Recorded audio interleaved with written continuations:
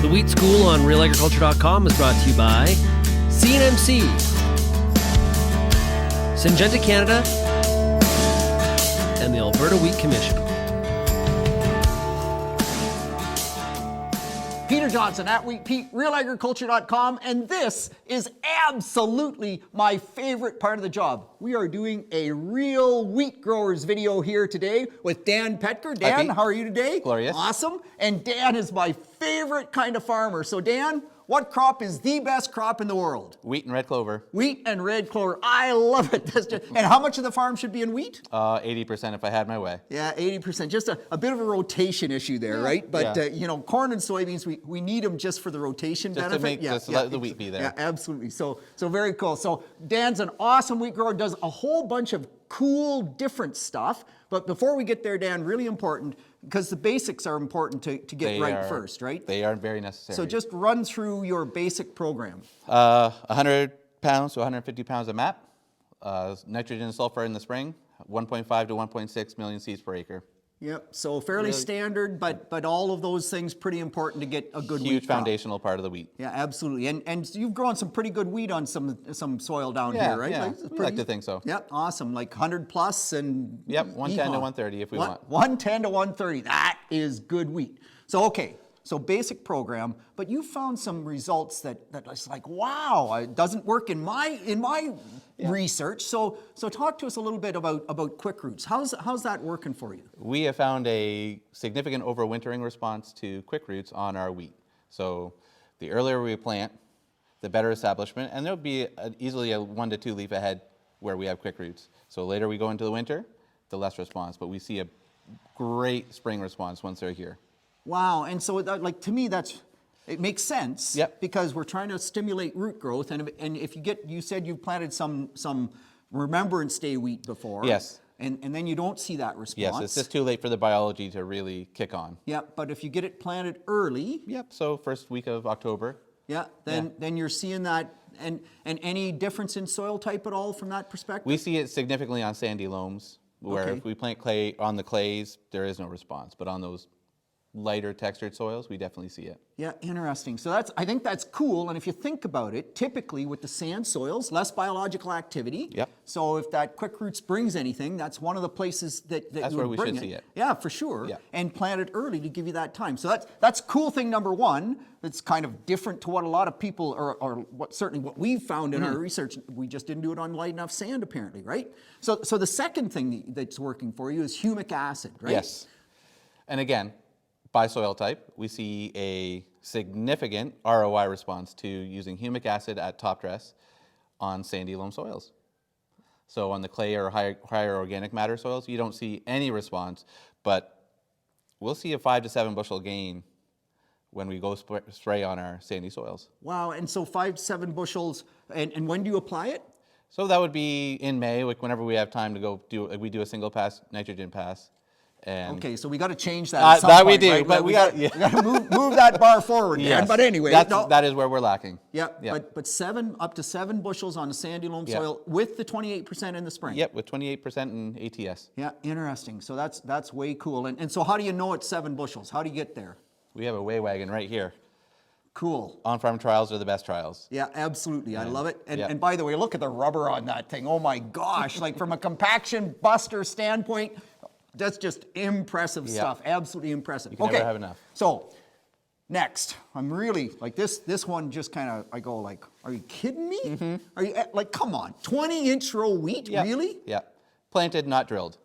So 20-inch row wheat with a planter, explain that to me, because that goes against everything that the Europeans tell us, that high yield growers tell us, but really interesting stuff. So basically our approach was, we did not have an air seeder or a drill. We do have a 40-foot 1790 center field planter. We made our own plates for planting wheat, and we went and planted. And our trial was 20-inch wheat, 10-inch wheat, twin row wheat at 10 inches, and we went and borrowed a 1590 box drill, and there is no significant yield drag that we have found. So when you say no significant yield drag, the 20 inches versus the 10 inches would be? Within 5 bushel. Within 5 bushels. 5-10 bushels. So that's really surprising. Do you change your seeding rates between We those still two? drop between all treatments. It's always 1.5 at the start of the year, and towards the end of, let's say, November, or when we get in November, we're up to 1.7 million. So seeds per acre never changes. It's just the row width. Just so it'd be pretty crowded in that It's row. very crowded. There are no tillers in the 20-inch row. Is that right? We have seed heads that are monsters. Wow, interesting. And so, any downside to 20-inch row wheat? Yeah, weed control is an issue. We are, I am a huge proponent of red clover. Yep. I love it, by the way. It's a wonderful balance if we didn't have fleabane. Fleabane with clover, we're limited to Buctril M. Yep. Or higher rates of MCPA alone. Fleabane doesn't really care about that. No. We'll fold it over, but it'll come back later on. Right. So fleabane a bit of an issue, but you get good red clover stands most of the time. Beautiful red clover stands, Yeah. and they act as a weed suppression in their own right. 100%. Like actually, probably one of the best. Well, actually, the best weed control is crop canopy, right? Agreed. And that's why the fleabane comes where the wheat isn't, because the red clover is too slow. And that's where with crop canopy we've actually transitioned to 10-inch wheat. Yep. So we do double back on all our rows with this 20-inch planter, and we get the balance of both worlds. So consistent plant stand. Yep. From being consistently deep, but now we get a little bit more canopy and. But you're doubling back. So what about compaction on top of the row when you're planting On my second pass, so we'll plant the whole field one way, and then we come back and start over, shift it 10 inches over, but I have my down pressure. So instead of running out 110 to 150 pounds, we'll just cut that in half because most of the ground has already been leveled by that first pass of the planter. So actually, I would almost think that you would need to up your down pressure at least where it's running in the wheel track from that first pass, but it's not what you're finding. We haven't seen it. No, that's really, really cool. I do worry about weed control in 20-inch row wheat. That's why we're not going to maintain that one. Yeah, but 10-inch row wheat, no, and saving, you don't need a drill, so that's kind of cool. Yeah, right? use the tools we have. Yeah, absolutely, and making money doing it. That's awesome. That's the beat. So the one last thing that you mentioned, well, actually two things. So first off, you grew some amazing wheat last year. You know, it wasn't a perfect wheat year by any stretch. We struggled to get decent wheat. You had really good wheat, like 110, 115 bushel wheat. The wheat we kept was amazing. Yeah, and so what was the secret there? What happened there? Like, what have you done with your beans so that you actually kind of... Oh, yeah. This was the biggest hurdle to growing wheat, is we significantly cut back on our maturity of soybeans.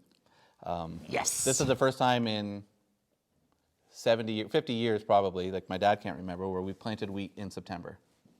And it's an astounding crop now. Yeah. Absolutely astounding. Yeah. And we didn't give up much on the bean yields. No, and yeah, so that, to me, that's one of the keys, right? If you really want good wheat, we just have to keep hammering that message. Okay, Yes. last question. Sure. Sulfur, because you mentioned sulfur. We love it. And yeah, you love it. So why? What's the benefit?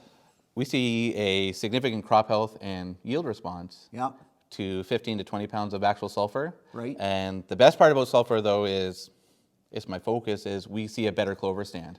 Bingo. So even going forward this year, we'll be upping that to 25 or 30 pounds just to see what we can make. Yeah, no, that's cool. And clover is, it's cool that clover is such a part of your program, because it then adds nitrogen for the corn crop, plus it brings about another 6 to 8 bushels more yield potential in the corn crop as well, and on your sands, maybe even more than that.